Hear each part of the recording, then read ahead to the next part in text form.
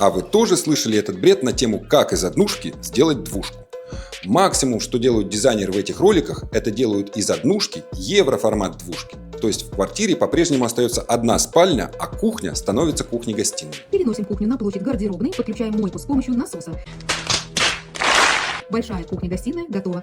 Еще есть умельцы, которые делают из однушки трешку, но сути это не меняет. Дополнительно изолированная спальня со своим окном в квартире не появится.